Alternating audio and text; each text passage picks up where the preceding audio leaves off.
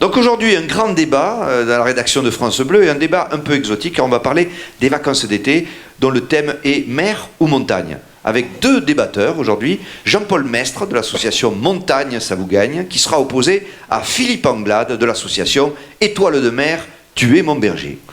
Qui commence? Peut-être Monsieur Anglade, pour défendre les vacances à la mer? Eh bien, bien sûr, je m'étonne même qu'on fasse ce genre de débat, tellement c'est évident, les vacances à la mer ont-elles besoin d'être défendues? Voilà la question. La mer, c'est les vacances, et les vacances, c'est la mer. Je rigole, Monsieur Anglade. Vous rigolez, oui. Je rigole, attendez. À ce 6 janvier, vous rigolez, Mais oui. qu'est-ce que vous faites à la mer? Hein? Qu'est-ce que vous faites à la mer? Mais qu'est-ce que je fais à la mer? Qu'est-ce que je fais à la mer? Je bronze, je me prélasse, je vis. Ah, alors bien sûr, si c'est ça le but, se mettre le cul dans le sable et cramer comme un cake dans un four. Mais attendez, s'il vous plaît, qu'est-ce que vous faites de plus à la montagne? Mais la montagne, c'est l'intelligence.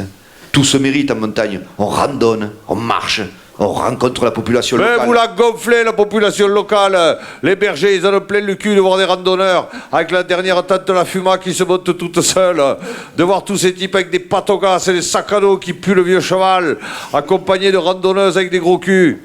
Attendez, ce sont des a priori tout ça. Ben non, vous avez déjà vu l'élection de Miss Piquet de Tante, ou l'élection de Miss Lampe à gaz? Non, alors que nous à la mer, il y en a tous les jours. Miss T-shirt mouillé, Miss String, Miss Boxer, et la soirée du tuba. La soirée du tuba? Eh oui, on se distraire à la mer. On se fait chier à la mer, oui. Vous rigolez quoi? Il y a des filles magnifiques sur les plages. Peut-être. Alors c'est ça, que vous passez vos journées, vous, à regarder des canons que vous ne pourrez jamais attraper. Et alors, la mer, c'est le rêve. On voit des déesses intouchables, certes, mais on rêve. Ah, parce qu'il y a des déesses, qui folent la queue au camping des Flots Bleus, en attendant leur triple frite saucisse de Strasbourg, avec un bas de maillot, avec un nénuphar, de la fougère. Mais enfin, la fougère, c'est le foin qui dépasse de la charrette. Non, le thon à la mer, il n'y a pas besoin de le pêcher.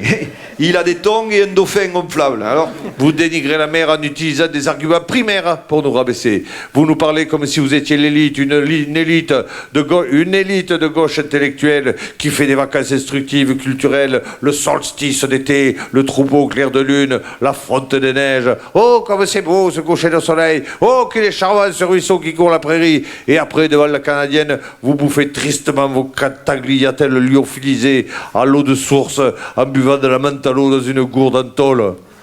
Vous vous couchez avec le soleil pour économiser le gaz. Est-ce que vous savez pourquoi les randonneurs montent leur tente au ras des ruisseaux? non, mais je m'attends au pire. Pour pas qu'on les entende pleurer dans leur tente.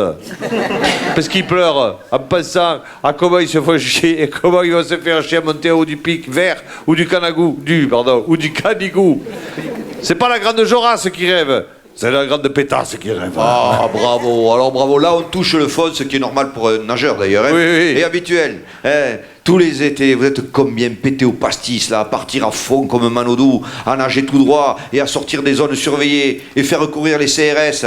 Vous voulez que je vous dise, l'hydrocution, ça rend pas moins con. Et voilà, je m'en doutais de ces débats, ça finit toujours en insulte. Excusez-moi, mais nous n'allons pas dans vos boîtes, là, pépé au sein refait, là. Excusez-moi, mais je n'ai jamais eu d'érection chez Decathlon.